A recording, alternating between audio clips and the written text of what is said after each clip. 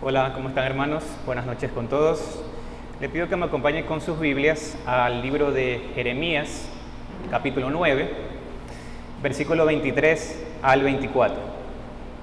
Jeremías, capítulo 9, desde el versículo 23 al versículo 24. Dice así la palabra de Dios.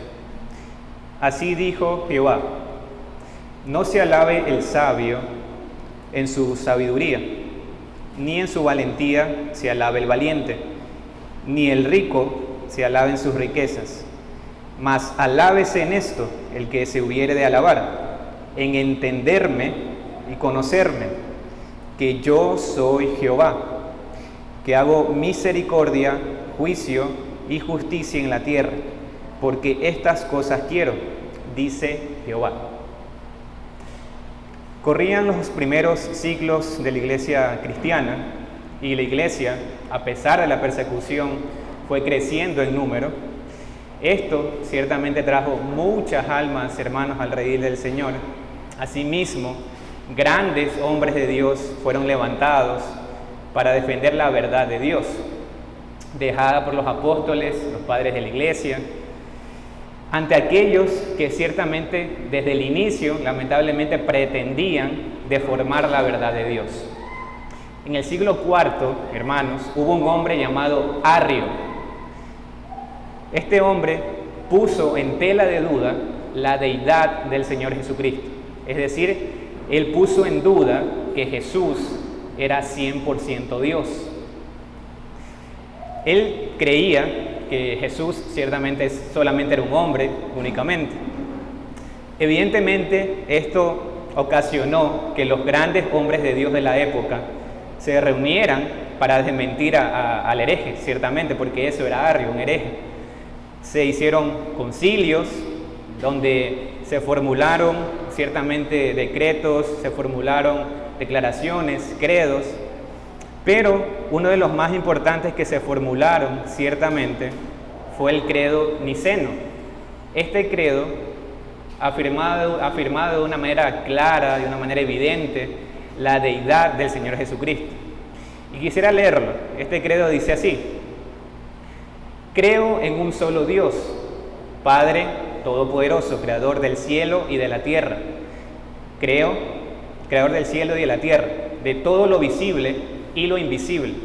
Creo en un solo Señor, Jesucristo, Hijo único de Dios, nacido del Padre antes de todos los siglos, no creado, engendrado, de la misma naturaleza del Padre, por quien todo fue hecho, que por nosotros los hombres y por nuestra salvación bajó del cielo, y por amor y por obra del Espíritu Santo se encarnó de María la Virgen y se hizo hombre, y por nuestra causa fue crucificado en tiempos de Poncio Pilato, y padeció y fue sepultado y resucitó al tercer día según las Escrituras, y subió al cielo y está sentado a la derecha del Padre, y de nuevo vendrá con gloria para juzgar a vivos y muertos, y su reino no tendrá fin.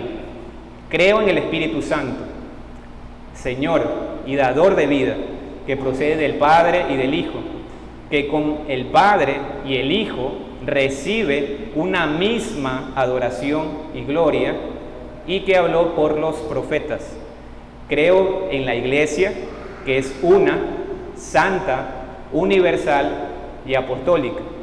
Confieso que hay un solo bautismo para el perdón de pecados.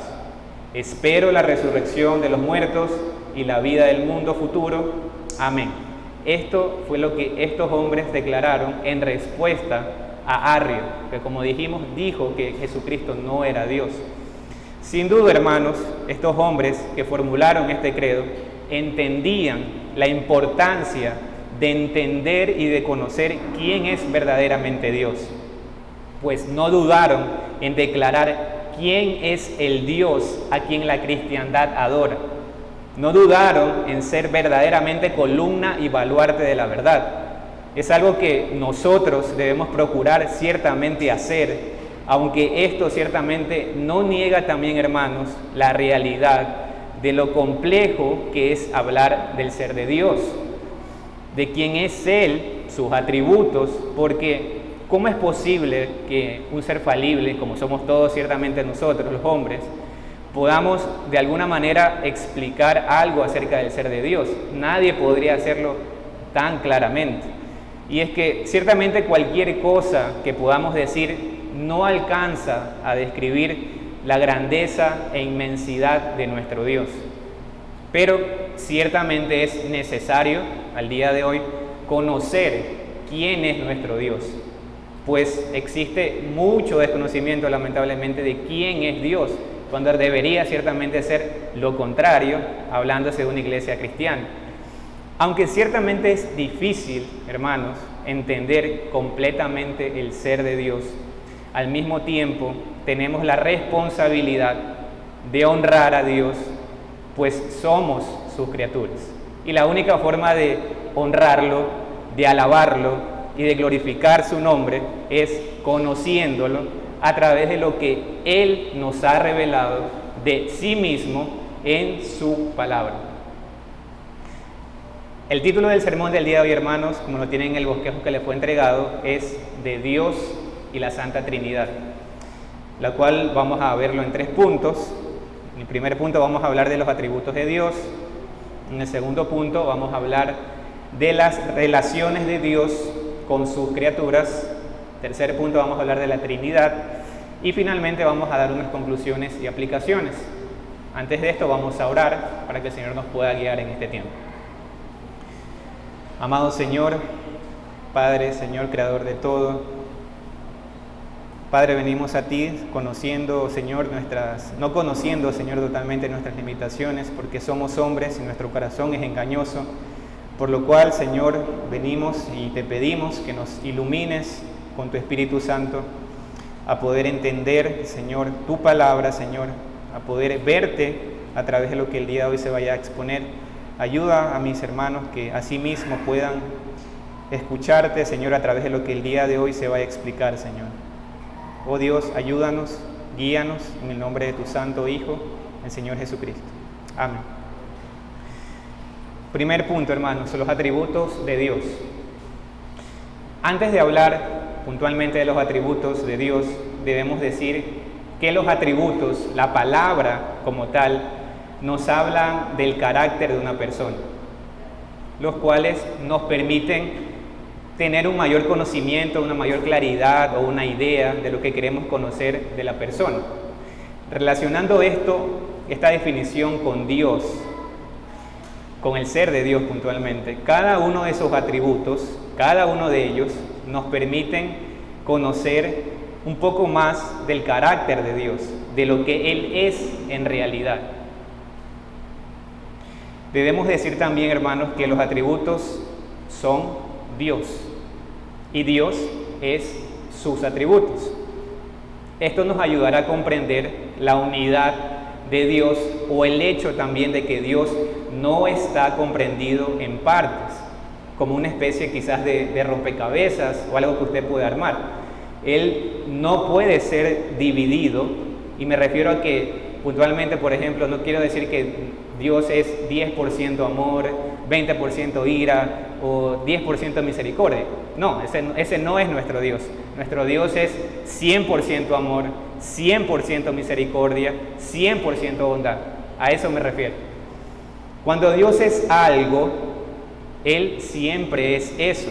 Y me refiero, por ejemplo, que si decimos que Dios es santo, su amor es santo, su misericordia es santa, su ira es santa, su verdad es santa y todos sus atributos son santos. Lo mismo pasa con los demás atributos. Si decimos que Dios es infinito, eso quiere decir que cada atributo también es infinito. Su amor es infinito, su misericordia es infinita. Por lo tanto, aquí reafirmamos que Dios no tiene partes, no es un rompecabezas, y sus atributos y esencias son todos uno en Él. Dios es sus atributos. Entonces, ya entrando puntualmente al tema de los atributos, vamos a hablar de ciertos de ellos, o algunos de ellos. El primero que vamos a tocar, vamos a hablar acerca de la singularidad de Dios. La singularidad de Dios. Y aquí debemos decir que el Señor, nuestro Dios, es un Dios único, vivo y verdadero. Las Escrituras, hermanos, ciertamente no tratan de comprobar la existencia de Dios. Simplemente la asume. Usted no encuentra nada parecido a una explicación en detalle de la existencia de Dios, su origen, antepasados, etc.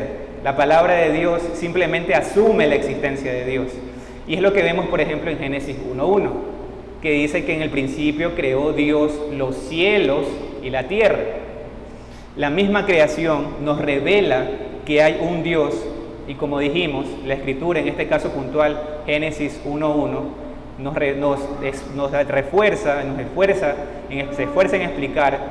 se esfuerza en explicar el origen de Dios, simplemente lo asume.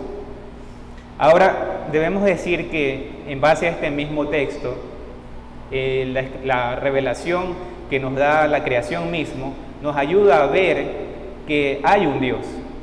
Nos ayuda a ver de una manera general que hay un Dios, que es parte de lo que tocamos la semana anterior. Podemos ver ciertamente ciertos atributos de Dios también a través de la creación. E inclusive nuestra misma conciencia, la conciencia del hombre como tal, es una prueba también de ello. Desde los inicios de la Escritura, hermanos, vemos cómo ciertamente el Señor siempre trató de enseñar al pueblo de Israel que solo hay un Dios. Y esto era importante en ese tiempo porque en el contexto de ellos, que era un contexto politeísta, es decir, que creían varios dioses, era importante reafirmar esa verdad. Vayamos por favor a Éxodo 20:3-5. Éxodo 20:3-5.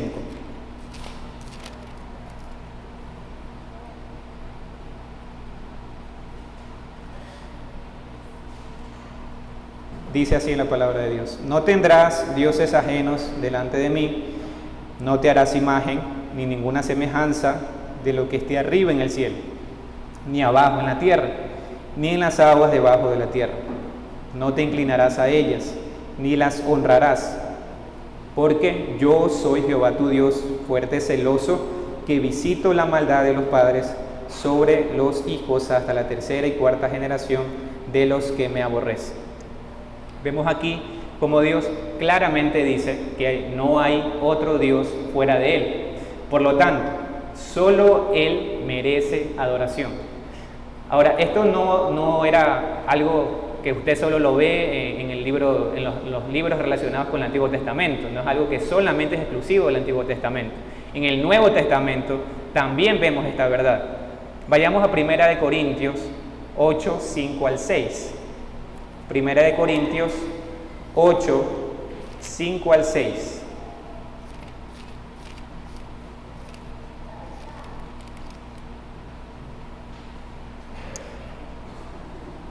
Pues aunque hay algunos que se llamen dioses, sea en el cielo o en la tierra, como hay muchos dioses y muchos señores, para nosotros, sin embargo, solo hay un Dios, el Padre, del cual proceden todas las cosas y nosotros somos para Él, y un Señor, Jesucristo, por medio del cual son todas las cosas y nosotros por medio de Él.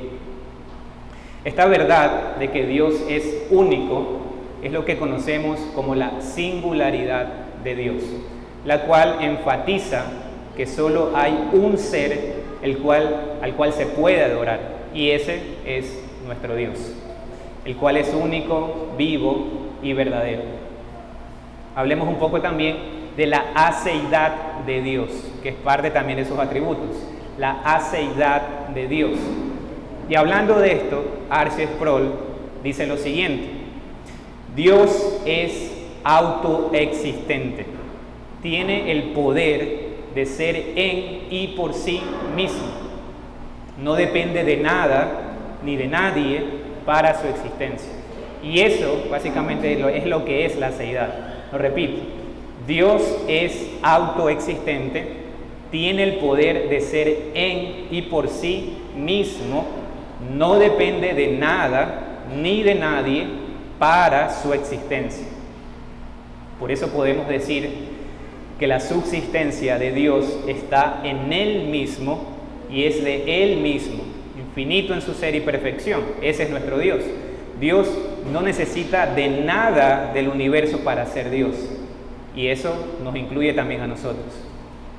Dios es soberano, es el soberano del universo, y por lo tanto Él no necesita nada del universo para ser Dios.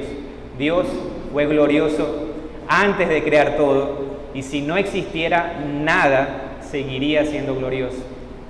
Vayamos a Hechos 17, 24, 25.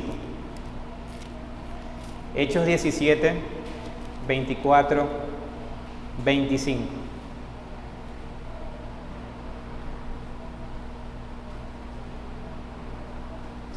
El Dios que hizo el mundo y todas las cosas que en él hay, siendo Señor del cielo y de la tierra, no habita en templos hechos por manos humanas, ni es honrado por manos de hombres, como si necesitase de algo, pues Él es quien da a todos vida y aliento y todas las cosas.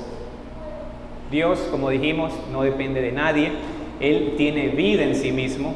Más bien, todo lo creado, todo lo que existe en el universo depende de Él, pues Él es quien lo creó, Él es quien lo gobierna y quien lo sustenta, ciertamente. Por eso, hermanos, la pregunta que muchos hacen, ¿quién creó a Dios?, demuestra ciertamente una ignorancia tremenda, pues omite la verdad de que Dios es independiente de todo, muy distinto de su creación, muy distinto de todas sus criaturas, que por naturaleza siempre están bajo dependencia. Cuando hacemos esa pregunta, ciertamente rebajamos a nuestro Dios al nivel de una simple criatura y pensamos que nuestro Dios es algo que nosotros podamos fabricar con nuestra mente, y ciertamente ese no es nuestro Dios. Hablemos también de la incomprensibilidad de Dios, la incomprensibilidad de Dios. Aquí debemos decir, hermanos, que la esencia de nuestro Dios no puede ser comprendida por nadie, sino por Él mismo. La esencia de nuestro Dios no puede ser comprendida por nadie, sino por Él mismo. A nuestro Dios no se le puede entender completamente o de una manera exhaustiva. Aunque ciertamente podemos conocer verdad acerca de Dios, y eso ciertamente no lo negamos, pero hay que decir que esto que conocemos es porque Dios mismo lo reveló, porque Dios mismo lo ha revelado. Por ejemplo, si Él no se hubiera decidido revelar al hombre como ese Dios salvador en la persona de su Hijo, Jesucristo, sería imposible conocerlo para nuestra salvación. No habría forma de poder conocerlo así. Podemos conocerlo así porque nos mostró su gracia, podemos conocerlo así porque nos mostró su amor especial y su misericordia, para que podamos tener un conocimiento de esos atributos y del carácter de nuestro Dios. Si no hubiera sido así, nunca hubiéramos podido conocerlo.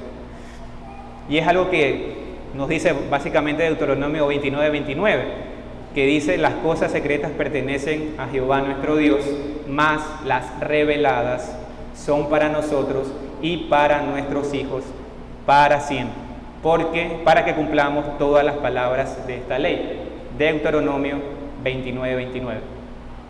Pero, ¿por qué no podemos entender de una manera profunda o completa a Dios, o su carácter, o sus atributos en su totalidad, o lo que Él hace, o la causa quizás por qué lo hace? ¿Por qué razón no podemos comprenderlo completamente? Y la respuesta en realidad es sencilla, hermanos, porque nuestro Dios es infinito y nosotros no lo somos. Nosotros somos finitos, somos criaturas, somos creados, y es imposible que la criatura pueda llegar a comprender a un Dios infinito. Dios es el mismo de ayer, hoy y por los siglos, no cambia, es el alfa y el omega. Dios es el que es, el que era y el que ha de venir. Mientras que nosotros, como la palabra de Dios dice, nosotros simplemente somos un vapor que fácilmente se desvanece. Que nuestra vida es como la hierba que pronto se marchita. Somos como las flores del campo que crecemos, florecemos, llegamos a lo más alto, pero tan pronto sopla el viento, tan pronto vienen las tempestades, dejamos de existir. Y eso no ocurre con Dios. Esa es la gran diferencia. Hablemos ahora de la espiritualidad de Dios. La espiritualidad de Dios. Con esto puntualmente queremos decir que nuestro Dios es espíritu, purísimo, invisible, sin cuerpo, miembros o pasiones. Es el único que tiene inmortalidad y que habita en luz inaccesible. Vayamos a Juan 4:24. Juan 4:24.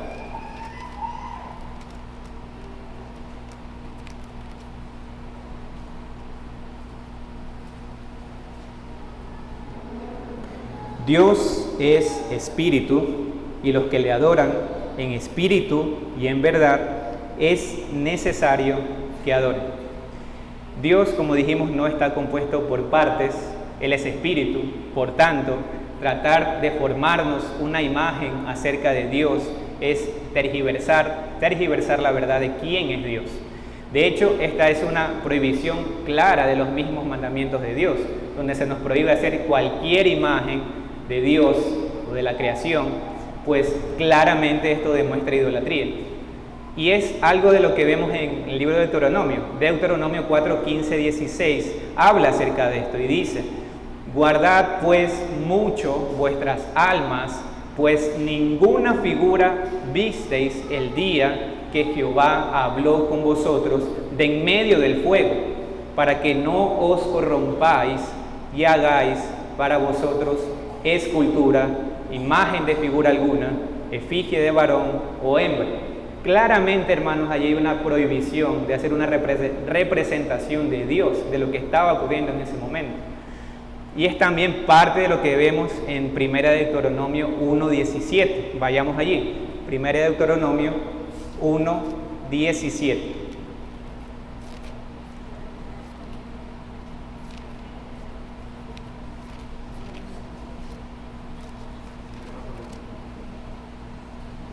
Primera de Timoteo 1:17, perdón.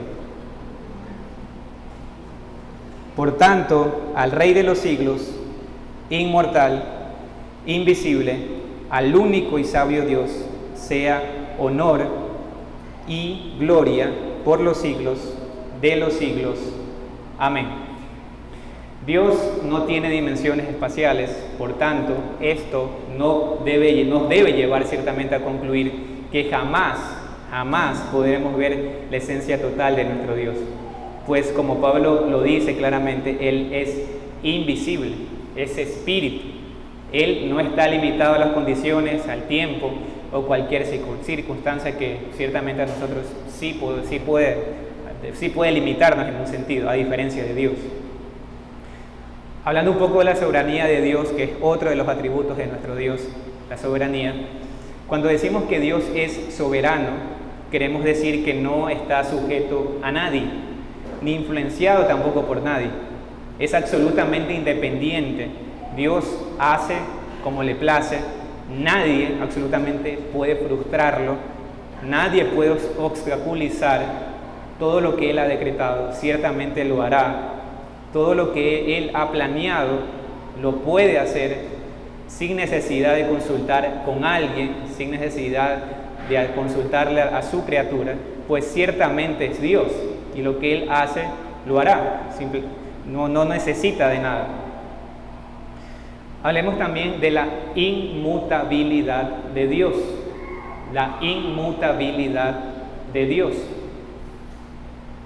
Este atributo ciertamente lo distingue de todas sus criaturas. Dios es perpetuamente el mismo. No está sujeto a ningún cambio en su ser, ni en sus atributos, ni en sus decretos. Todo lo que Él se ha propuesto, lo hará. Veamos Malaquías 3:6. Malaquías 3:6.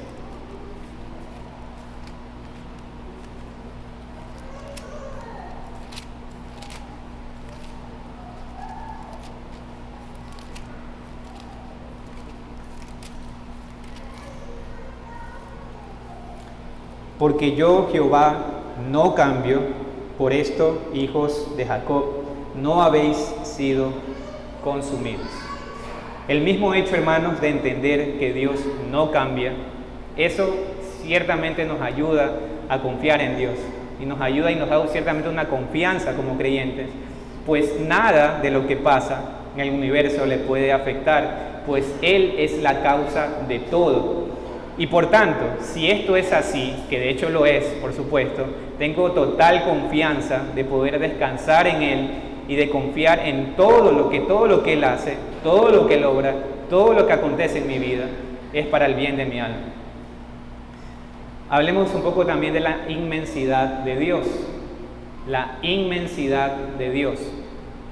Al hablar de la inmensidad de Dios, queremos decir que Dios existe por encima de todo, espacio, lugar o tiempo. Nada lo puede contener. Su misma creación no lo puede contener. Y es lo que se decía en Primera de Reyes 8:27. Pero, dice así el versículo, pero, ¿es verdad que Dios morará sobre la tierra? He aquí que los cielos de los cielos no te pueden contener. ¿Cuánto menos esta casa que yo he edificado? Hablemos también un poco de la eternidad de Dios. La eternidad de Dios. Por eterno entendemos algo que no tiene ni principio ni fin. El Salmo 92 nos habla acerca de la eternidad de Dios y dice lo siguiente: antes que naciesen los montes y formases la tierra y el mundo, desde el siglo y hasta el siglo, tú eres Dios. Puesto que los humanos medimos ciertamente, hermanos, absolutamente todo con el tiempo, para nosotros es muy difícil concebir algo que no tuvo principio. Y ese es nuestro Dios, ese es nuestro Dios. Él siempre ha existido y continuará para siempre. Dios es eterno porque no cambia, porque es inmutable. Para Dios no hay sucesión de tiempos, a diferencia de nosotros que evidentemente somos afectados por el tiempo. Es por eso que el apóstol Pedro declara lo siguiente en 2 de Pedro 3:8, que para con el Señor un día es como 1000 años y 1000 años como un día, porque Él no es afectado por el tiempo, a diferencia de nosotros, como hemos dicho. Él es eterno, está sobre el tiempo, sobre todo. Hablemos también acerca de la omnipotencia de Dios, la omnipotencia de Dios. Cuando decimos, hermanos, que Dios es omnipotente, queremos decir que tiene poder para ejecutar su voluntad. Todo lo que Él ha determinado hacer, sin duda lo hará, pues Él es todopoderoso, Él es el todopoderoso. Y es lo que vemos en Daniel 4:35, un versículo muy conocido. Todos los habitantes de la tierra son considerados como nada, y Él hace según su voluntad en el ejército del cielo y en los habitantes de la tierra, y no hay quien detenga su mano y le diga: ¿qué haces? Stephen Charnock, un gran teólogo, dijo lo siguiente: el poder de Dios es esa habilidad y fuerza por las cuales Él puede llevar a cabo todo lo que quiere, cualquier cosa que su sabiduría infinita pueda dirigir y cualquier cosa que la pureza infinita de su voluntad pueda resolver. Hablemos también acerca, hermanos, de la omnipresencia de Dios.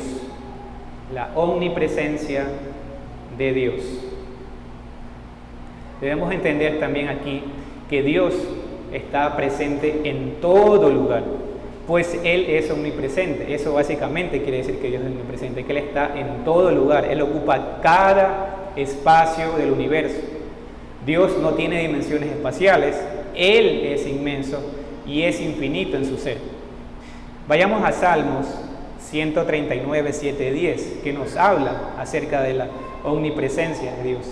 Salmos 139, 7, 10.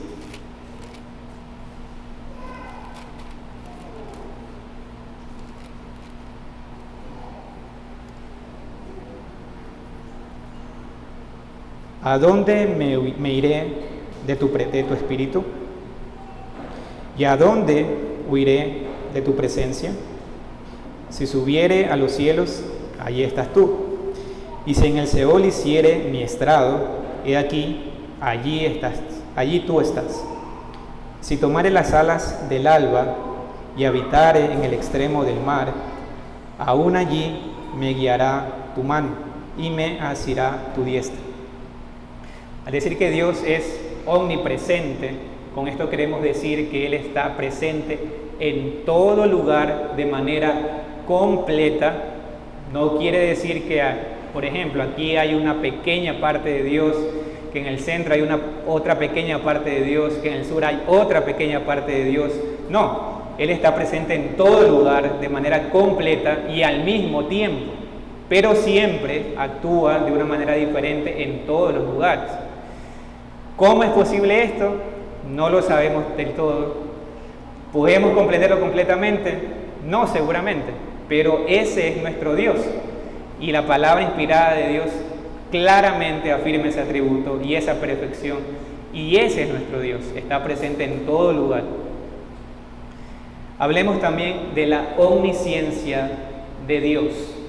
La omnisciencia de Dios. Cuando decimos que Dios es omnisciente, quiere decir que Él conoce todo. Él conoce todos los eventos de todas las criaturas, a todas sus criaturas en sí, del pasado, del presente, del futuro. Él está perfectamente familiarizado con cada detalle de la vida de cada ser en todo el universo. Nada absolutamente de lo que pasa, de lo que acontece puede ser oculto para Dios. Nada se le olvida. Esto es algo que sin duda nos sobrecoge como hijos suyos, ver cuán inmenso es nuestro Dios. Y es algo que decía el salmista en el Salmo 139:6. Tal conocimiento es demasiado maravilloso para mí. Alto es, no lo puedo entender. Su conocimiento es perfecto, es lo que básicamente dice el salmista. Es difícil de asimilar para el hombre que nuestro Dios tenga ese entendimiento, porque ciertamente nosotros no lo tenemos por nuestras limitaciones. Dios nunca se equivoca, nunca cambia, nunca pasa por alto nada absolutamente es oculto para Él. Lo que usted y yo hicimos para estar el día de hoy aquí, hermanos, nada de eso fue oculto para Dios. La motivación por la que estamos también el día de hoy aquí tampoco es oculta para el Señor. Nada escapa de su conocimiento, y eso es lo que corroboramos en las Escrituras, ciertamente, cuando vemos que se dice que de Dios que todas las cosas están desnudas y abiertas a los ojos de aquel a quien tenemos que dar cuentas, y ese es nuestro Dios. Hablemos también acerca de la santidad de Dios. La santidad de Dios. Cuando decimos que Dios es santo, queremos decir que la suma de la excelencia moral se encuentra en Él. Cuando decimos que Dios es santo, queremos decir que la suma de la excelencia moral, toda la suma de la excelencia moral se encuentra en Él. Así la define Arthur Pink. Él es puro, sin mancha y sin relación con el pecado. Él es luz, apartado de las tinieblas. Su santidad es inmutable, no cambia, no va en aumento. Él siempre ha sido santo, a diferencia de nosotros, que ciertamente podemos aumentar en nuestra santidad dependiendo de la entrega que tengamos a Dios, de la obediencia que tengamos a Dios. Pero nuestro Dios no cambia, siempre ha sido santo. Y es lo que vemos también en Apocalipsis 15:4, que dice así, el apóstol Juan: ¿quién no te temerá, oh Señor, y glorificará tu nombre? Pues solo tú eres santo, por lo cual todas las naciones vendrán y te adorarán, porque tus juicios se han manifestado. Stephen Charnock dice también acerca de la santidad de Dios lo siguiente: Dios es más a menudo llamado santo que todopoderoso, y se le describe más por esta parte de su dignidad que por cualquier otra. Este atributo es más usado como calificativo de su nombre que cualquier otro. Nunca se encuentra la expresión su poderoso nombre o su sabio nombre, sino su grande nombre y sobre todo su santo nombre. Este es el mayor título de honor. En este último aparece la majestad y venerabilidad de su nombre. Hablemos también un poco de la ira de Dios. La ira de Dios. La ira de Dios es su aborrecimiento eterno de toda injusticia. La ira de Dios es su aborrecimiento eterno de toda injusticia.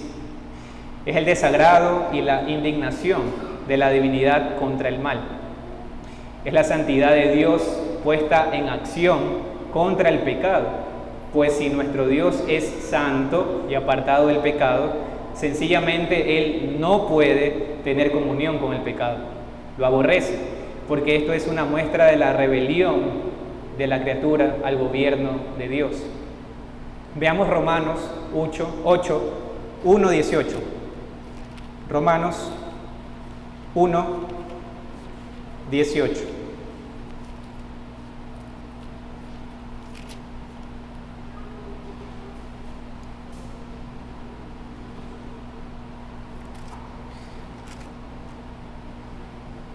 Es Romanos 1:18, hermanos. Romanos 1:18. Porque la ira de Dios se revela desde el cielo contra toda impiedad e injusticia de los hombres que detienen con injusticia la verdad. Y hermanos, podríamos ciertamente seguir hablando de muchos más atributos o perfecciones, como la gracia, por ejemplo, mostrada a su pueblo de Dios, que es su favor inmerecido. Podríamos hablar también de la misericordia, podríamos hablar de la fidelidad y decir que al igual que el salmista, Jehová, hasta los cielos llega tu misericordia y tu fidelidad alcanza las nubes. Podríamos hablar de su bondad y de su paciencia, por la cual aún no hemos sido consumidos. Podríamos hablar también de su amor eterno e inmerecido, reflejándose en la muerte sacrificial de su Hijo Jesucristo. Y hermanos, la lista es enorme. Ciertamente, lamentablemente por el tiempo no es posible hablar de todos ellos exactamente, como usted ha visto, hemos hablado temas puntuales, cosas puntuales, pero al mismo tiempo lo animo a que pueda estudiar acerca de ellos, porque sin duda es para bien de nuestra alma conocer mucho de los atributos de nuestro Dios. Entonces, dicho esto, entremos al segundo punto, que es las relaciones de Dios con sus criaturas. Las relaciones de Dios con sus criaturas. Hablar de esto nos lleva a afirmar la independencia de Dios en torno a las criaturas, a sus criaturas. Dios no necesita de la creación para ser Dios. Nuestro Dios es todo suficiente en sí mismo y respecto a sí mismo, no teniendo necesidad de ninguna de las criaturas que ha hecho, ni derivando ninguna gloria de ellas, sino que solamente manifiesta su propia gloria en ellas, por ellas, hacia ellas y sobre ellas. Dios es el único ser que no depende de nada, ni de nadie para su existencia. Es lo que ya habíamos mencionado. Dios es el único ser que tiene vida en sí mismo. La independencia que queremos remarcar es en torno a su existencia. Las demás seres creados dependen ciertamente de Dios para su existencia, no tienen vida en sí mismos. Si nosotros estamos hoy aquí sentados escuchando la palabra de Dios o otras personas haciendo cualquier actividad, es porque Dios así lo ha querido, porque Él es quien sustenta todo, Él es quien gobierna todo, quien orquesta todo absolutamente. Vayamos a Juan 5:26, hermanos. Juan 5:26.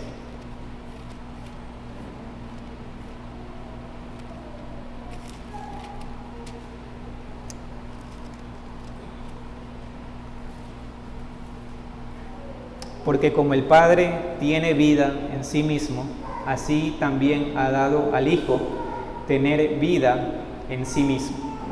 El tener vida en sí mismo es un atributo divino. Como ya habíamos mencionado, no existe otro ser que tenga vida en sí mismo. Y eso nos incluye a nosotros. Cuando nosotros enfatizamos que Dios tiene vida en sí mismo, en este punto vale la pena contrastar este atributo de Dios con sus criaturas. Las criaturas de Dios no tienen vida en sí mismo, dependen absolutamente de Dios para existir. Salmos 104:29 nos habla acerca de esto. Dice el salmista: escondes tu rostro, se turban, les quitas el hálito, dejan de ser y vuelven al polvo. El hombre evidentemente no es independiente, depende completamente de Dios, pues Él es quien da a vida, quien da a todos vida y aliento a todas las cosas. Dios no necesita de la creación para existir, pero la creación sí necesita de Dios para su existencia, pues todas las cosas en Él subsisten, y es Dios quien sustenta todas las cosas con la palabra de su poder. Si Dios quitase este sustento, hermanos, toda la creación dejaría de ser. El sol perdería sus propiedades, sus funciones, la tierra no produciría los frutos que produce, nuestro organismo no funcionaría correctamente. Y decimos nuevamente, Dios era glorioso y majestuoso antes de la creación. La Santa Trinidad tenía una comunión perfecta y plena antes de la creación. Y reiteramos esto porque de una manera errónea y que ciertamente raya en la herejía, muchos dicen que Dios hizo la creación porque se sentía solo y que necesitaba que alguien lo adorase, y por eso creó el universo. Suena lógico, pero ciertamente no es bíblico. Pero esto es ciertamente totalmente incorrecto. Nuestro Dios, como dijimos, era glorioso antes de la creación, es eternamente glorioso, no dependiendo de nada para hacerlo. Si Dios necesitase de la creación, hermanos, para ser glorioso y poderoso, entonces ciertamente tendríamos que concluir que Dios es un ser incompleto e imperfecto, igual que nosotros. Y eso sería ciertamente humanizar a Dios, ponerlo a nuestro nivel, y eso es una herejía, pues Dios, como habíamos dicho, está sobre todo y todos. Juan 17:5, vayamos allí, hermanos. Juan 17:5.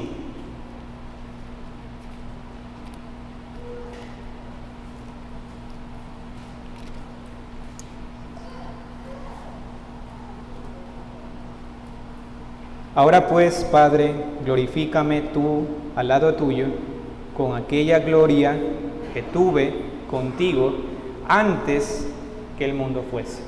De aquí es parte de lo que hablábamos. Nuestro Dios era glorioso antes de que todo existiera.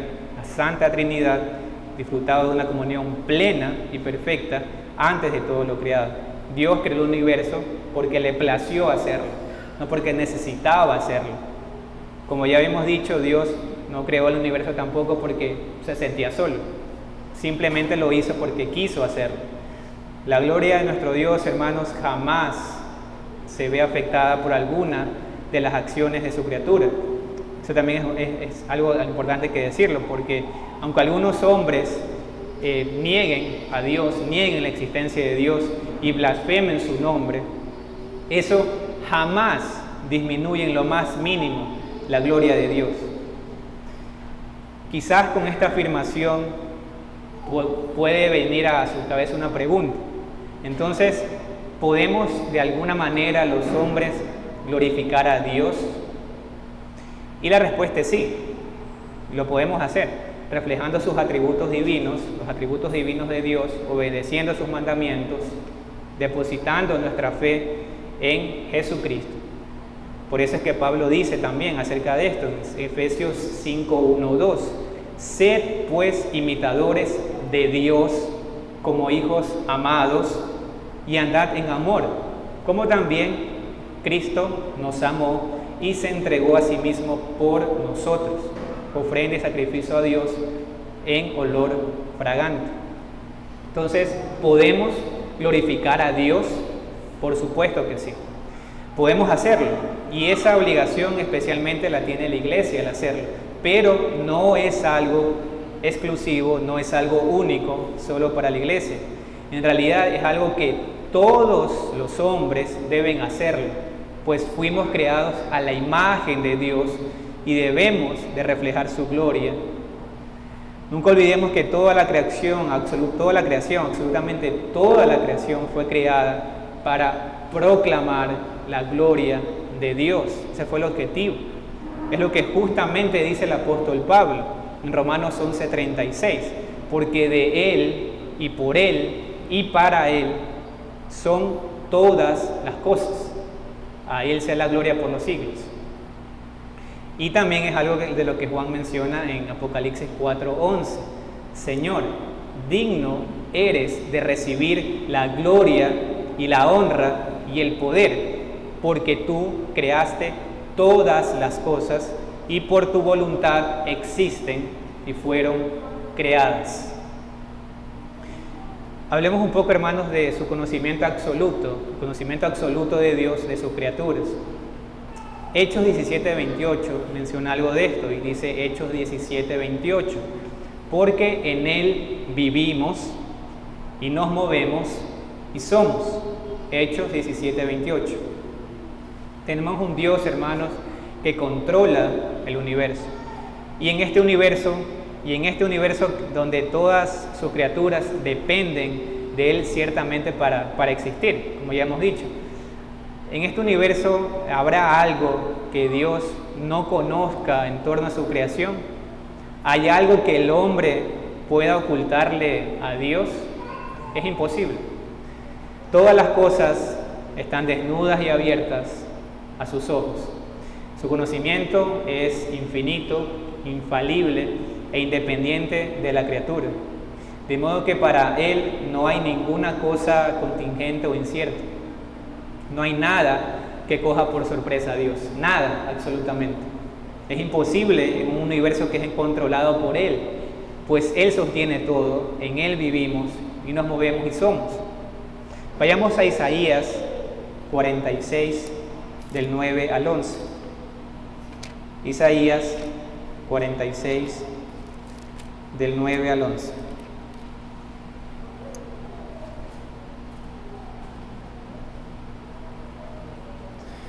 Acordaos de las cosas pasadas desde los tiempos antiguos, porque yo soy Dios, y no hay otro Dios, y nada hay semejante a mí, que anuncio lo por venir desde el principio y desde la antigüedad lo que aún no era hecho. Que digo, mi consejo permanecerá y haré todo lo que quiero, que llamo desde el oriente al ave y de la tierra lejana al varón de mi consejo. Yo hablé y lo haré venir, lo he pensado y también lo haré. Todo lo que acontece en este universo, todo lo que sucede, aún el evento más insignificante y trivial para nosotros, todo absolutamente ha sido decretado por Dios. Por lo tanto, nada hay absolutamente que sea oculto para Dios. Asimismo, hermanos, nuestro Dios es santo, santísimo en todos sus conceptos, en todas sus obras y en todos sus mandatos. Lo que comúnmente entendemos por santo, como se mencionó cuando hablamos de la santidad, es algo que es separado del pecado, es decir, que cada cosa que el Señor ha decretado, la ha realizado sin ser influenciado o manchado por el pecado. Él es absolutamente puro, absolutamente santo, absolutamente sabio. Por eso es que no podemos cuestionar nada de lo que Dios hace o lo que Él permite que acontezca, porque todo absolutamente está dentro de su decreto eterno. Y como hijos de Dios, ciertamente debemos descansar en que lo que Él obra, lo que Él ha decretado, es para nuestro bien, para el bien de nuestra alma, para el bien de la iglesia. Por lo tanto, a Él se le debe, a Dios, por parte de los ángeles, de los hombres, toda adoración, todo el servicio u obediencia que como criaturas debemos al Creador.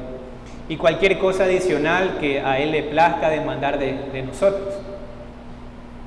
Entrando al punto 3, hermanos, acerca de la Trinidad de Dios.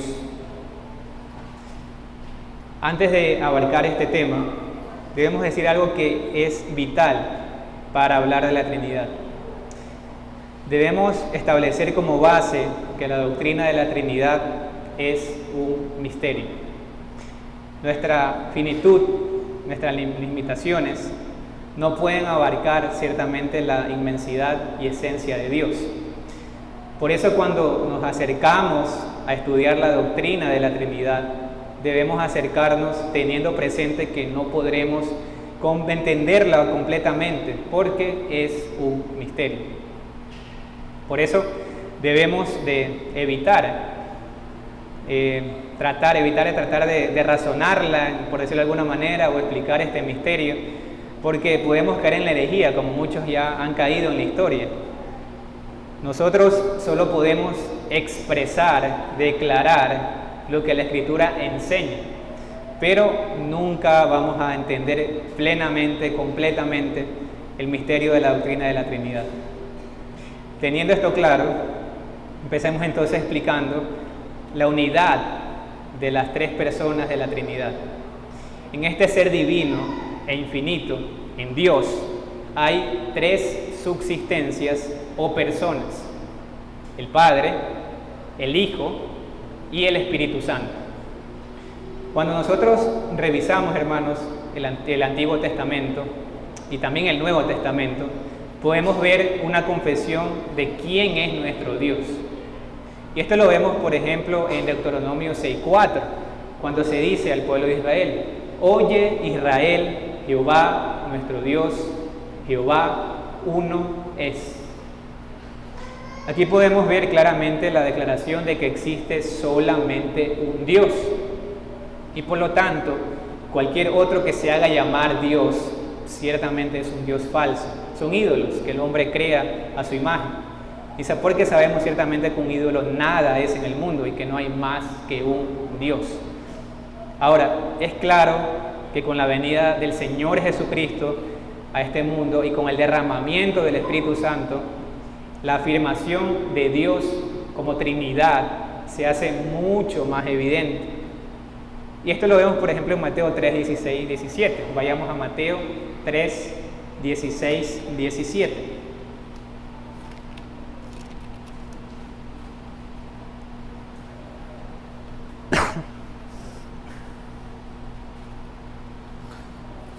Y Jesús, después de que fue bautizado, subió luego del agua, y aquí los cielos le fueron abiertos, y vio al Espíritu de Dios que descendía como paloma y venía sobre él. Y hubo una voz en los cielos que decía: este es mi Hijo amado, en quien tengo complacencia. Aquí claramente podemos ver a las tres personas de la Trinidad en acción. Vemos cómo en el Antiguo Testamento y en el Nuevo Testamento se dice que hay un solo Dios. Y en el Nuevo Testamento se ve ciertamente también mucha más claridad, se ve con mucha más claridad la Trinidad de Dios. En ese sentido, podríamos entonces concluir que el Antiguo Testamento no revela la doctrina de la Trinidad porque no hay tanta claridad. ¿Podríamos llegar a afirmar eso? Por supuesto que no. Afirmar eso sería incorrecto. El Antiguo Testamento sí nos revela la doctrina de la Trinidad, pero ciertamente no de una manera clara. Es precisamente el Nuevo Testamento quien nos da mayor claridad para poder verla en todo su esplendor. Pues cuando leemos el Antiguo Testamento a la luz del Nuevo Testamento, podemos ver pasajes del Antiguo Testamento que claramente exponen y enseñan la doctrina de la Trinidad. Veamos, por ejemplo, Génesis 1 del 1 al 2. Génesis 1 del 1 al 2.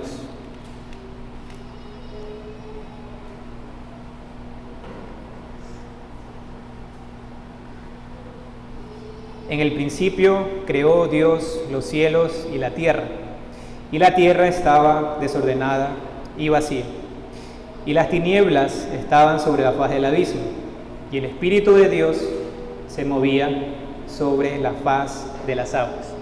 Teniendo este versículo en mente, hermanos, vayamos también a Juan 1, del 1 al 3. Juan 1, del 1 al 3.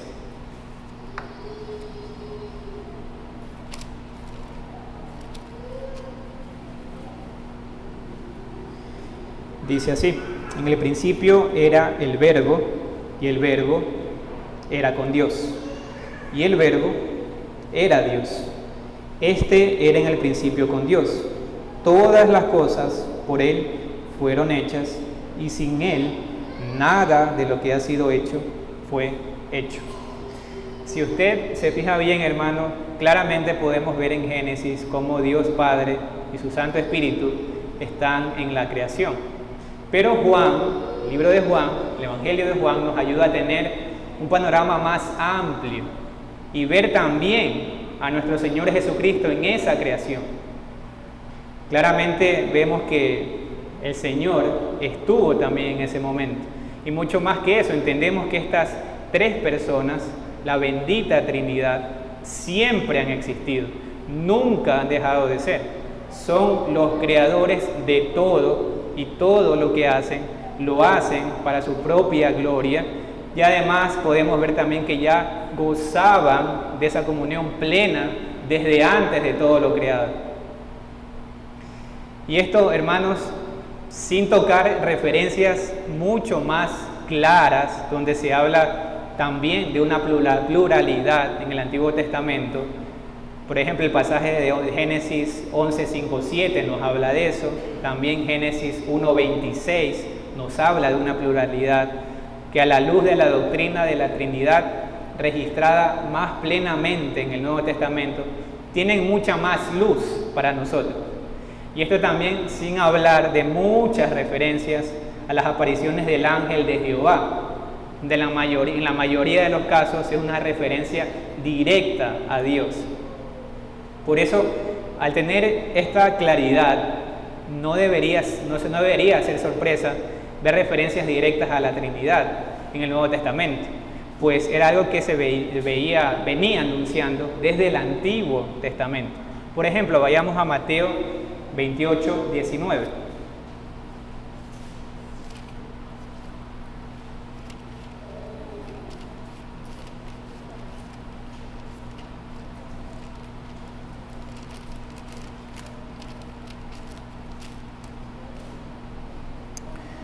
Por tanto, id y haced discípulos a todas las naciones, bautizándolos en el nombre del Padre y del Hijo y del Espíritu Santo. Y aquí hay algo importante que no debemos quizás pasar por alto. Nota el versículo que dice en el nombre y no en los nombres. Ciertamente hay una singularidad en el nombre, es decir, uno solamente. Pero al mismo tiempo hay una pluralidad en las personas que componen ese nombre: Padre, Hijo y Espíritu Santo. Veamos Judas 1, 20, 21. Judas 1, 20, 21.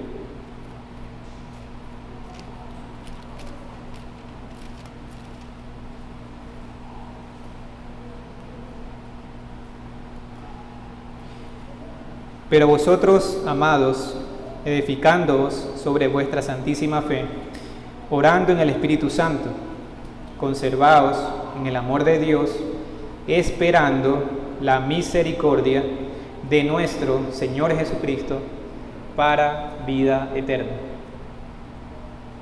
Hermanos, no es casualidad o quizás un accidente que encontremos este tipo de referencias directas a la Trinidad en el Nuevo Testamento.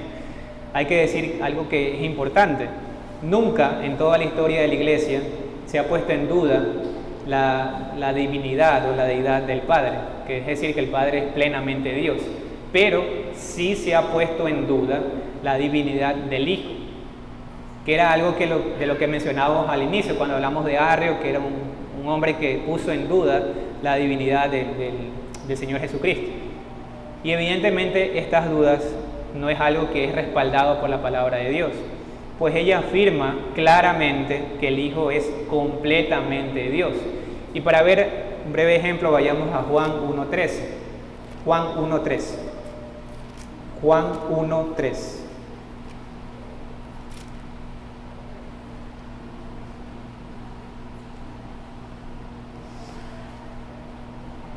Todas las cosas por Él fueron hechas, y sin Él nada de lo que ha sido hecho fue hecho. Un poco más abajo en Juan 1.14 también. Y aquel Verbo fue hecho carne y habitó entre nosotros. Y vimos su gloria, gloria como del unigénito del Padre, lleno de gracia y de verdad. Al inicio del Evangelio de Juan, este inicio que vemos, es en verdad asombroso, pues vemos cómo aquel a quien Juan describe como el Verbo, este existía en el principio, es decir, antes de que todo fuese hecho, ya existía el Verbo. Y no es que fue la primera creación de Dios, como algunos erróneamente afirman. No, Él ya estaba con Dios en la eternidad, evidenciando una pluralidad. Y este Verbo es Dios mismo, es lo que dice Juan. Es Dios creador de todo. Pero, ¿quién es ese Verbo que Juan está afirmando? Que estaba con Dios. Pues ciertamente no es otro más que nuestro Señor Jesucristo. Aquel que Juan dice que fue hecho carne y que está lleno de gracia y de verdad. Podemos ver cómo los autores del Nuevo Testamento no nos revelan esta verdad de forma velada, la verdad de que nuestro Cristo es Dios, es muy clara y muy evidente. Tristemente, no solo se ha puesto en duda la divinidad del Hijo, de Jesucristo, también se ha puesto en duda la divinidad y personalidad de Dios Espíritu Santo. Pero el Nuevo Testamento, de igual manera, nos da mucha luz en cuanto a la verdad de que la tercera persona de la Trinidad, el Espíritu Santo de Dios, es completamente Dios y que también es una persona. Vayamos a Hechos 5:3-4. Hechos 5:3-4.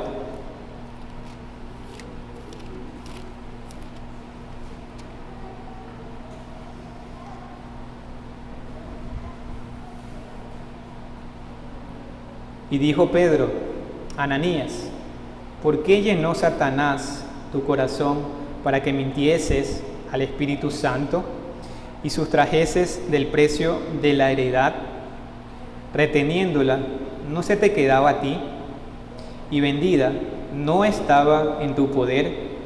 ¿Por qué pusiste esto en tu corazón? No has mentido a los hombres, sino a Dios. En este pasaje vemos cómo Pedro dice que Ananías le mintió al Espíritu Santo y claramente, hermanos, refiriéndonos puntualmente a la personalidad del Espíritu Santo, usted no le puede mentir a una cosa o a algo que no tenga conciencia o a una fuerza. No se puede. Solo se puede mentir a una persona. Y eso derrumba la doctrina de los testigos de Jehová, que dicen que el Espíritu Santo es una fuerza impersonal y no Dios mismo. Eso es lo que afirman ellos, que el Espíritu Santo no es Dios, el Espíritu Santo es una fuerza. Evidentemente ellos niegan la deidad del Espíritu Santo, lo reducen a una simple fuerza y no le dan el lugar que se merece. Pedro en el pasaje de Hechos además llama al Espíritu Santo, llama a Dios al Espíritu Santo. Le dice a Ananías que no le ha mentido a los hombres, sino a Dios, no a una fuerza, a Dios. El Espíritu Santo es completamente divino y completamente Dios. Dios es uno, como ya hemos dicho, y en este ser divino también hay tres subsistencias o tres personas: el Padre, el Hijo y el Espíritu Santo, de una sustancia, un poder y una eternidad, teniendo cada uno toda la esencia divina, pero la esencia indivisible, es decir, que no se divide. Vayamos a Colosenses 2:9. Colosenses 2:9.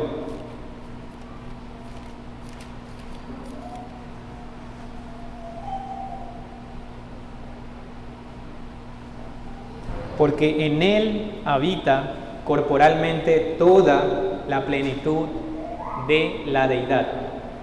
Este versículo es clave, hermanos, para entender que Dios no está compuesto por partes. Como ya hemos dicho, Él no es un rompecabezas. Cada una de las personas de la Trinidad tienen toda la esencia divina.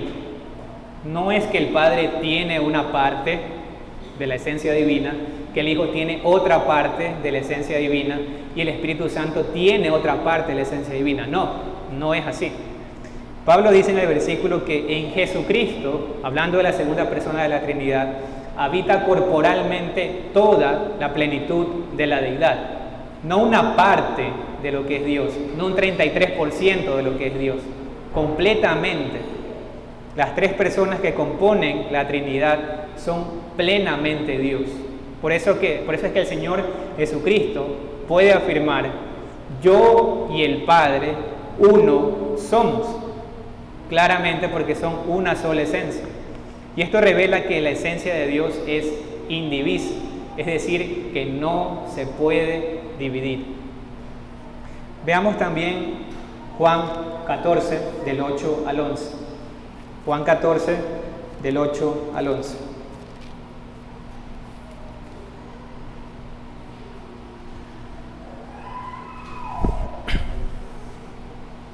Felipe le dijo: Señor, muéstranos al Padre, y nos basta.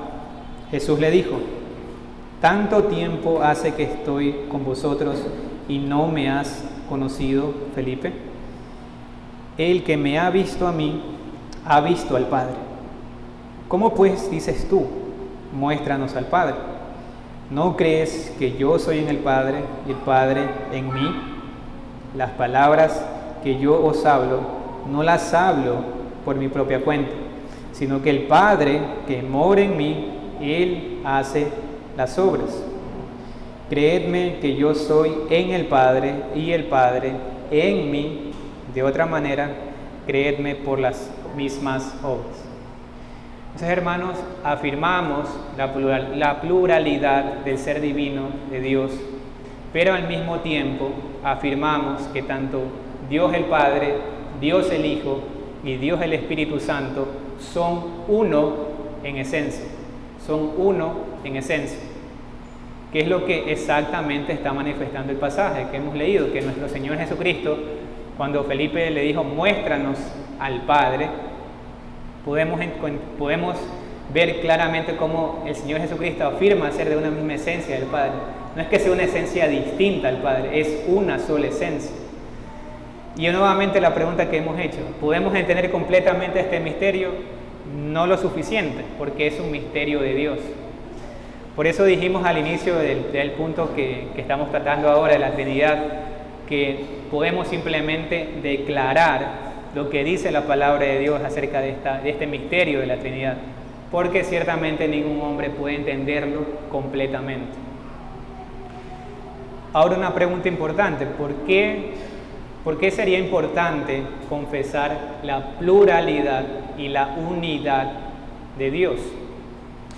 Porque muchos, tristemente en la antigüedad y al día de hoy, por tratar de explicar el ser de Dios, la Trinidad, se han desviado y han caído en herejías. Algunos quizás con buenas intenciones, quizás algunos quisieron racionalizar la doctrina y entenderla, pero nunca la entendieron como debían haberla entendido según las Escrituras. Pero ciertamente esa es la importancia de tener claro la pluralidad y la unidad de Dios. Por ejemplo, hablando de estos errores, de estas herejías, tenemos al modalismo, que es una doctrina que profesaba Sabelio. Él afirmaba que Dios no existe en tres personas, sino que se revelaba en tres formas diferentes. A veces como el Padre, a veces como el Hijo y a veces como el Espíritu Santo. Esta doctrina fue condenada en todos los concilios de la Iglesia cristiana, porque ciertamente es una herejía.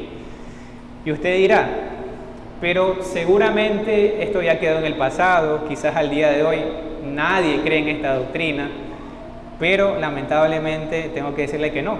Tristemente hay muchos dentro del mundo evangélico, ¿sí?, que profesan esta doctrina. Y por supuesto que estos grupos para nada son grupos cristianos, porque profesan esta doctrina errónea. Y creo que algunos los han escuchado, pero son los llamados Jesús solos. Ellos afirman lo mismo que Sabellia y condenan a todo el que cree en la Trinidad, calumniándonos muchas veces de mantener las doctrinas de la Iglesia de Roma. Pero aquí hay que decir, hermanos, que esta doctrina de la Trinidad no nació en el corazón de ningún hombre. Es algo que claramente es declarado en las Santas Escrituras. Tenemos también dentro de estas doctrinas erróneas al parcialismo, el parcialismo.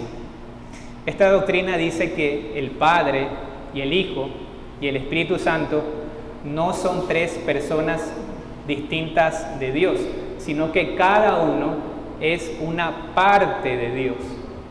Es decir, que cada uno tiene una tercera parte de Dios. El Hijo tiene un 33%, el Padre tiene un 33% y el Espíritu tiene un 33%. Y la suma de los tres, eso es lo que compone Dios, es lo que afirman ellos. Tenemos también el arrianismo, que habíamos mencionado. Esta doctrina dice que Cristo y el Espíritu Santo son creaciones espirituales del Padre y no uno en naturaleza con Él. Y aquí tenemos el nacimiento, hermanos, de la doctrina de los testigos de Jehová, que hasta el día de hoy está en medio de nosotros. Como ya mencionamos, el Espíritu Santo de Dios no es una fuerza impersonal, es Dios mismo, y el Señor Jesucristo no es un Dios menor a Jehová como ellos dicen, sino que es Dios mismo.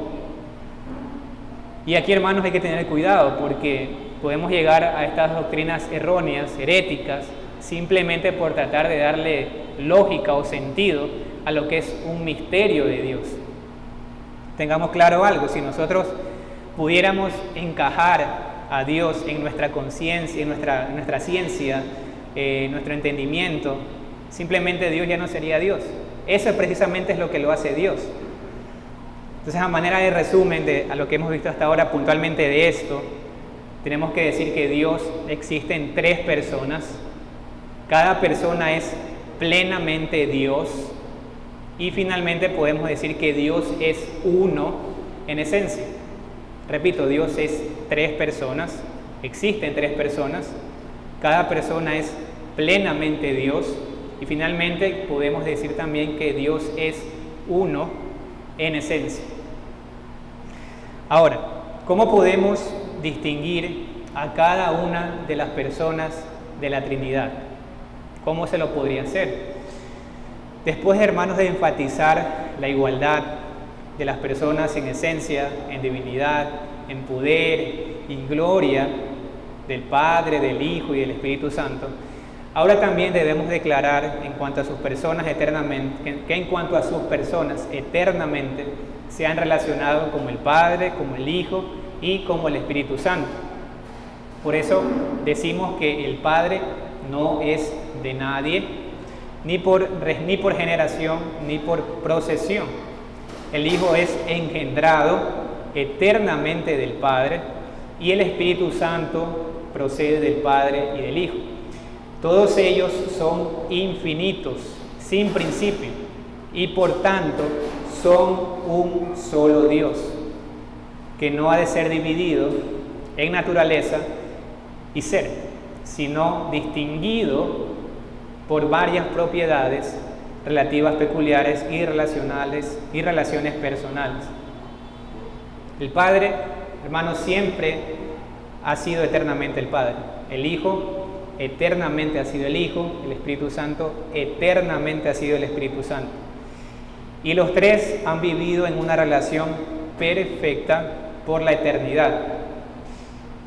Hay aquí un mal entendimiento histórico en las relaciones de la Trinidad. Y de aquí nace una doctrina que se llama el subordinacionismo. Subordinacionismo. Una doctrina que dice que el Hijo es inferior al Padre en esencia, atributos y dignidad, y no solamente en procedencia. Del Espíritu Santo decían que es inferior en atributos, en esencia y dignidad, en relación con el Padre y el Hijo, y no solamente por procedencia. Pero no crea que esto tiene cierto sustento, entre comillas. Ciertamente tergiversan la verdad y han tomado ciertos textos a su conveniencia, aquellos que apoyan o defienden esta doctrina. Por ejemplo, veamos Juan 14, 28. Juan 14, 28.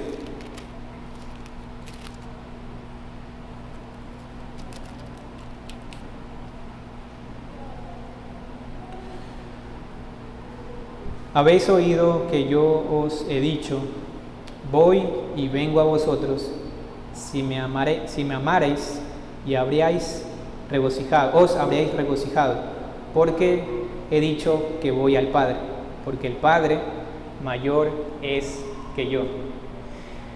En base a este pasaje, hermanos, algunos entienden que el Hijo es inferior al Padre, pero esto es tristemente una comprensión errónea de cómo la Escritura nos permite distinguir las relaciones de las personas de la Trinidad. El Padre es mayor no en cuanto a su esencia, sino en cuanto a la procedencia o relaciones, de la forma como se relacionan las personas de la Trinidad. No quiere decir que el Hijo es menor al Padre o que el Espíritu Santo es menor al Padre, en esencia. Cuando hablamos de esencia nos referimos a lo que Dios es. Y en este aspecto, tanto el Padre, el Hijo y el Espíritu Santo son lo mismo, son uno en esencia. La distinción entre las personas no radica en su poder, gloria, sino en su interacción entre sí, en la relación, en la creación y en la obra redentora, en la obra de redención. Por ejemplo, Juan 3, 16, 17 dice lo siguiente: porque de tal manera amó Dios al mundo, que ha dado a su Hijo unigénito, para que todo aquel que en Él cree no se pierda, mas tenga vida eterna. Porque no envió Dios a su Hijo al mundo para condenar al mundo, sino para que el mundo sea salvo por Él. Estas relaciones, hermanos, de la Trinidad con la creación muestran estas relaciones eternas que han tenido las personas de la Trinidad. Nuestro Dios es inmutable, no cambia. Así que al ver la relación que tiene la Trinidad con la creación, podemos entender la distinción entre las personas de la Trinidad, que siempre ha sido igual. Es parte de lo que dice Juan 5:24. De cierto os digo, el que oye mi palabra y cree al que me envió, tiene vida eterna y no vendrá a condenación, mas ha pasado de muerte a vida. Y aquí nuevamente vemos que la Escritura, que vemos por la Escritura que la procesión o comisión, también por llamarlo de alguna manera, la comisión eterna o la procesión eterna siempre ha sido que el Padre envía al Hijo. El Hijo procede del Padre. Y ahora también encontramos que la Escritura mismo afirma que el Espíritu Santo, el Espíritu de Dios, procede del Padre y del Hijo. Es lo que dice Juan 14, 26. Mas el Consolador, el Espíritu Santo, a quien el Padre enviará en mi nombre, Él os enseñará todas las cosas y os recordará todo lo que yo os he dicho.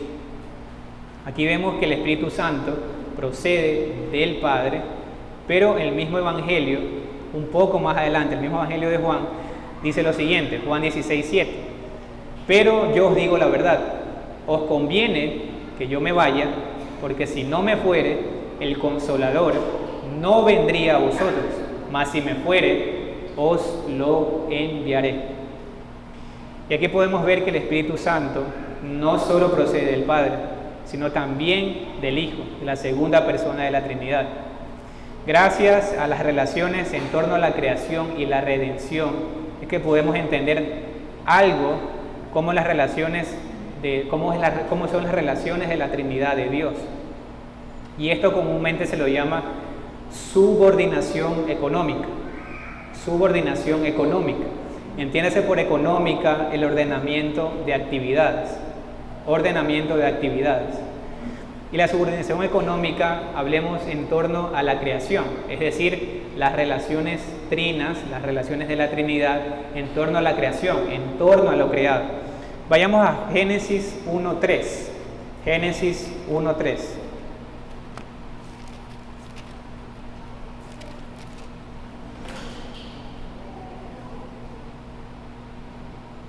Y dijo Dios, sea la luz, y fue la luz. Y vio Dios que la luz era buena, y separó Dios la luz de las tinieblas. Aquí vemos, hermanos, cómo el Padre decreta y ordena todo. Todo lo que debía hacer en cuanto a su creación, vemos que claramente es decretado por Dios.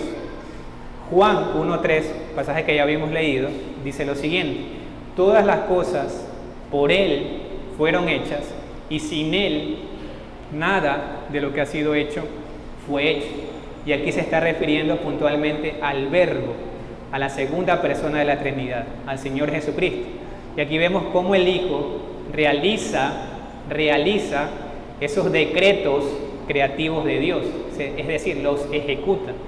Y esto es lo mismo que encontramos también en Colosenses 1:16, que dice: porque en Él fueron creadas todas las cosas, las que hay en los cielos y en la tierra, visibles e invisibles, sean tronos, sean dominios, sean principados, sean potestades. Todo fue creado por medio de Él y para Él. Veamos también Génesis 1:1 nuevamente. Versículo 2, Génesis 1:2. Y la tierra estaba desordenada y vacía, y las tinieblas estaban sobre la faz del abismo, y el Espíritu de Dios se movía sobre la faz de las aguas. Como vimos, Dios el Padre es quien decreta todo, Dios el Hijo es quien realiza este decreto, y Dios Espíritu Santo es quien sostiene la creación. Es el preservador divino y el protector. El Espíritu trabaja para mantener lo que el Padre trae a la existencia. Cuando vemos aquí cómo la Trinidad se relaciona en la creación, podemos ver que la Escritura nos enseña acerca de cómo es esta relación trina, cómo es esta relación trinitaria.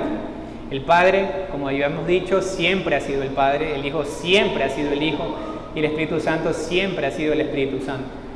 No es que en un momento llegó a ser el Hijo, la persona del Hijo, siempre lo ha sido. O el Espíritu Santo no es que en algún momento llegó a ser el Espíritu Santo, siempre ha sido el Espíritu Santo. Pero también podemos ver esta subordinación económica en cuanto a la redención. Podemos ver que el Padre es quien planea y envía a su Hijo al mundo.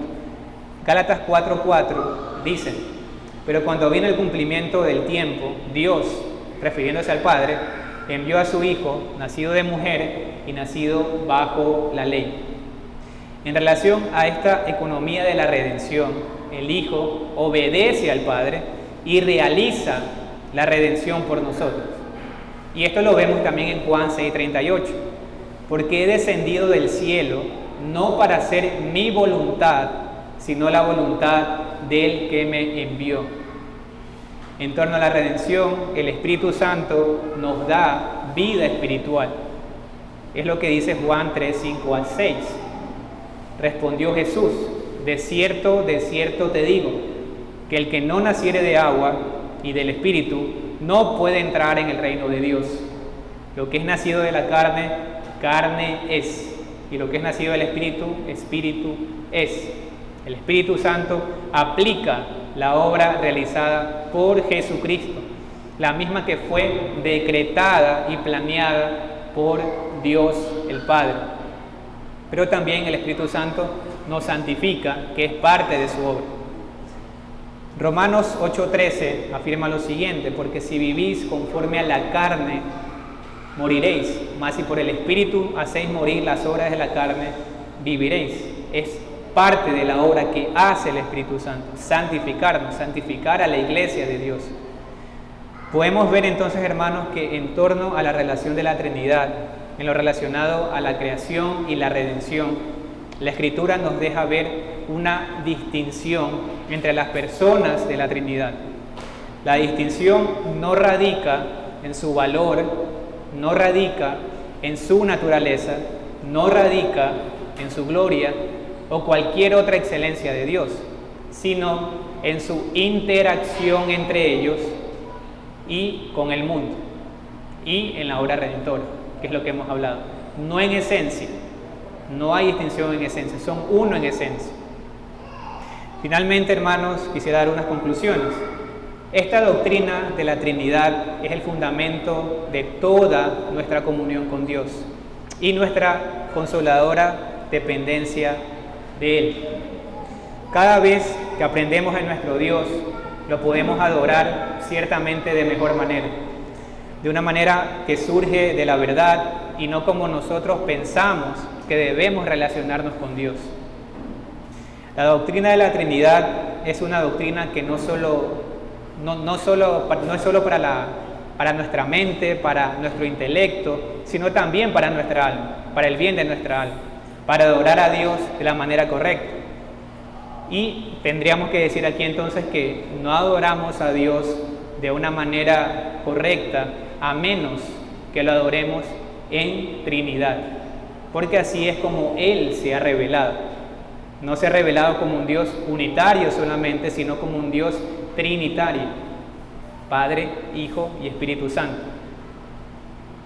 Otra conclusión, entendiendo que la tercera persona de la Trinidad es Dios y entendiendo también los roles dentro de la Trinidad, podemos ver cuál es el verdadero ministerio del Espíritu Santo. Él tiene un rol principal, el rol principal de Él, del Espíritu Santo, es de glorificar al Hijo, glorificar a Dios Hijo, y no a Él mismo, que es lo que muchos hacen al día de hoy. Necesitamos ciertamente discernir su verdadero ministerio.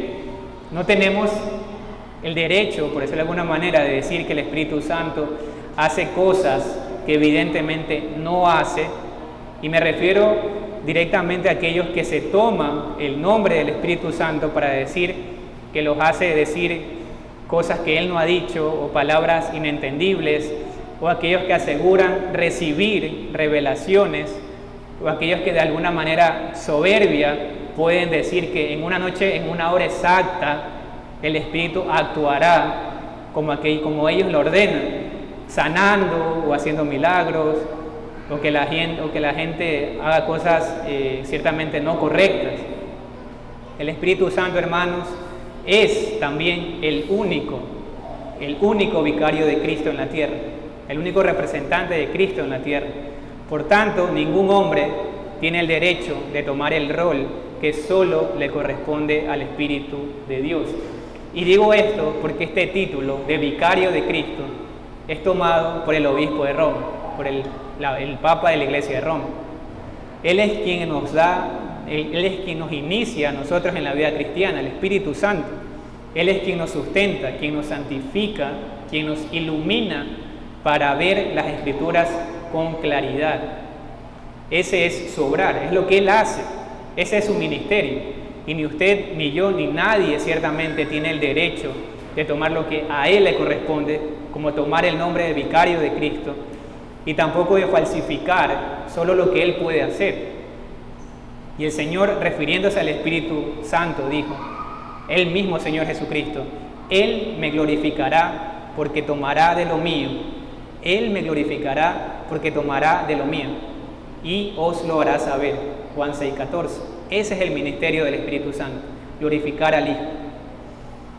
Finalmente, hermanos, quisiera dar unas aplicaciones a los amigos que nos escuchan, ya que has escuchado quién es Dios y que has escuchado también de sus atributos. Escuchaste lo grande que puede ser, ya que escuchaste lo maravilloso que puede ser Él y lo poderoso que es, ya que sabemos que Él existe también en 3 personas, teme a Dios y no rechace su sabiduría, contenida en su palabra, que muestra la necesidad de volverse a Dios en arrepentimiento y fe. Porque solo los insensatos desprecian la sabiduría divina. La palabra de Dios dice: no se alabe el sabio en su sabiduría, ni en su valentía se alabe el valiente, ni el rico se alabe en sus riquezas. Mas alábese en esto el que se hubiera de alabar, en entenderme y en conocerme. No importan nuestros títulos, no importan nuestros bienes, no importan nuestros cargos, no importan nuestras buenas obras, si son realizadas con un corazón alejado de Dios. Nada de esto importará cuando estemos delante de Dios, porque ciertamente Él es santo, como vimos el día de hoy, que aborrece el pecado y que conoce todo absolutamente sobre nosotros, y que ciertamente nada puede estar oculto delante de Él. Ninguno, absolutamente ninguno de nuestros pecados será pasado por alto. Cada uno recibirá su justo castigo. Ven a Cristo y recibe el perdón de Dios. Recuerda que el que encubre su pecado no prosperará, mas el que los confiesa y se aparta alcanzará misericordia. Vuelve a Dios y regresa a Él y toma la gracia y la misericordia de Dios, que ciertamente es gratuita. Solo por la gracia de Dios puedes ser justificado de tus pecados y ser hecho justo delante de Dios. Serás vestido con la justicia de Cristo. Serás justificado por la fe en Cristo y tendrás paz para con Dios por medio de nuestro Señor Jesucristo, por medio de la fe en Él, por medio de arrepentirnos de nuestros pecados, de nuestra vana manera de vivir. Y finalmente, a mis hermanos, no olvidemos, hermanos, que somos, al igual que aquellos que no conocen a Dios, somos criaturas, somos creación de Dios, somos barro en manos del alfarero, que es nuestro Dios, y que ciertamente ese Dios creado, ese Dios que tenemos nosotros, tiene ciertamente un objetivo con nosotros. Cuando la palabra de Dios dice: no se alabe el sabio en su sabiduría, ni en su valentía se alabe el valiente, ni el rico se alabe en sus riquezas, mas alábese en esto, en el que me se hubiera de alabar, alábese en esto, en entenderme y conocerme. Esto, por supuesto, hermanos, que también es para nosotros. Por esto es que si no vivimos con el objetivo para el que fuimos creados, todo será un completo desastre, absolutamente. Aún a pesar del reconocimiento del mundo, a pesar de los éxitos o riquezas, porque ciertamente cada creyente que no vaya tras ese objetivo, es decir, glorificar a Dios, ese es el objetivo en todo, sin duda que vivirá frustrado, insatisfecho, aun cuando tenga o no tenga lo que tanto ha deseado. Porque muchos, quizás con tal de llenar nuestro corazón, tratamos de buscar más y más logros o cosas que hacer que tristemente no nos llevarán a nada, si es que no reconocemos que todo lo que hacemos lo debemos hacer para la gloria de Dios y no para nuestra propia gloria, que es lo que comúnmente hacemos. Solo entonces, cuando hagamos esto, podremos verdaderamente disfrutar de Dios y sentirnos verdaderamente plenos en Él, porque entonces estaremos disfrutando de la gloria de Dios y de Dios mismo. Hermanos, disfrutemos de nuestro Dios. Nuestro Dios es soberano, por lo cual nada de lo que acontece ocurre por accidente. Nuestro Dios es amor, por tanto, cada cosa que ocurre en mi vida, en su vida, es una muestra clara del amor infinito de Dios. Por tanto, cada cosa que ocurre no es que no tiene sentido, absolutamente todo está dentro del plan soberano de Dios, dentro de su decreto eterno. Nuestro Dios es un Dios fiel, nuestro Dios es un Dios santo, por lo cual debemos ser reverentes delante de Él. Él es omnipotente, por tanto todo lo puede. Él es fiel, es misericordioso, es benigno, es bondadoso. Disfrutemos de Él. Ese es nuestro Dios. Disfrutemos de Él en todo tiempo, ya sea que contemos con su protección o que entre comillas no contemos con ella. Y digo entre comillas porque aún en esos tiempos contamos con su protección. Nunca nos deja solos. Siempre tenemos su cuidado. Aún en la disciplina también, por el mismo hecho de limpiarnos y de hacernos santos como Él es santo, Él está allí. Él es fiel y jamás nos abandonará.